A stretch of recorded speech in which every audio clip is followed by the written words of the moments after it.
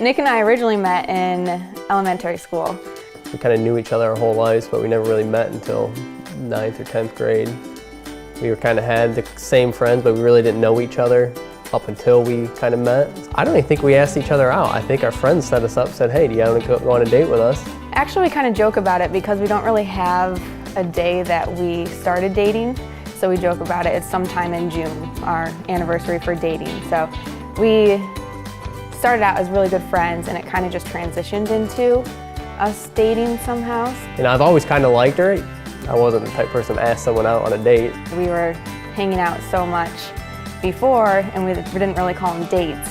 I never actually asked her out or anything. It was kind of just, we just spent a lot of time together and went from there. When we actually started dating, we didn't really know the timeline with that, so we don't have a first date that we can remember. Yeah, it seemed easy to get along with her, so that helped out a lot. Like, I feel like it's never been hard to actually just talk and be friends, you know? I do remember the first time he met my parents. It was actually at my Sweet 16 birthday party at my parents' pool. And I was really nervous to introduce him to them because I think that point I realized that I was having feelings for him, and we started to date then.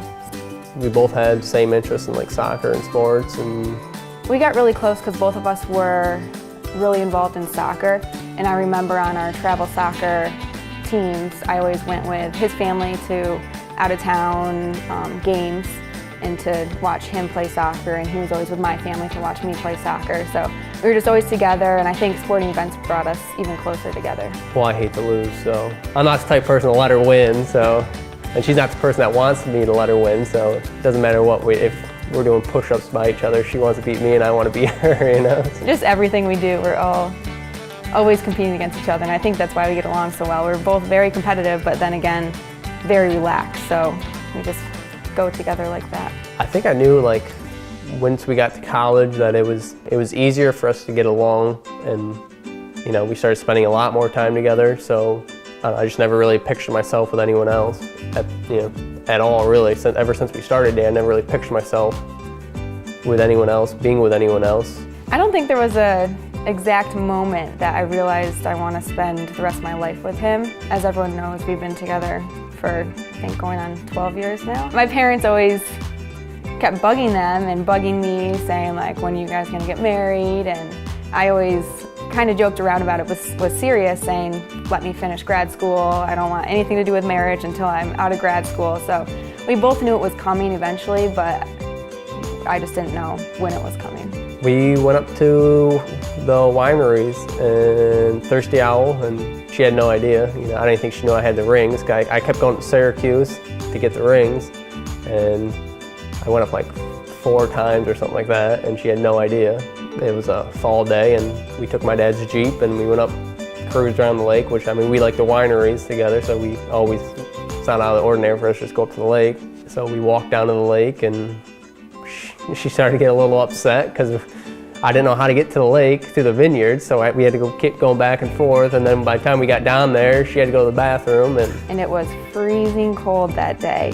So of course, me liking the warm weather, I was complaining the whole time, saying it was way too cold and I wanted to go back to the car. And then he's like, no, we just have to walk down and see the water. I was like, why do you want to see the water?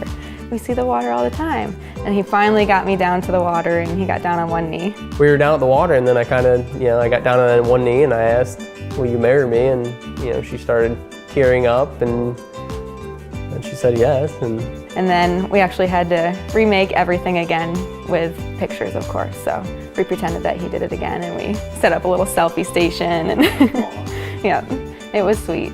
We knew that she wanted to wait until after she graduated, so she didn't have to worry about it, but we don't really have a plan for what we're going to do, because you never know what's going to happen, so we kind of just play it off the cuff and see what happens. We are not the sentimental people at all. We were just such close friends, and I think just our friendship has grown into us just being together all the time and wanting to spend the rest of our lives together. Her sense of humor, I mean, I push that limit a lot. I like to poke at her a lot.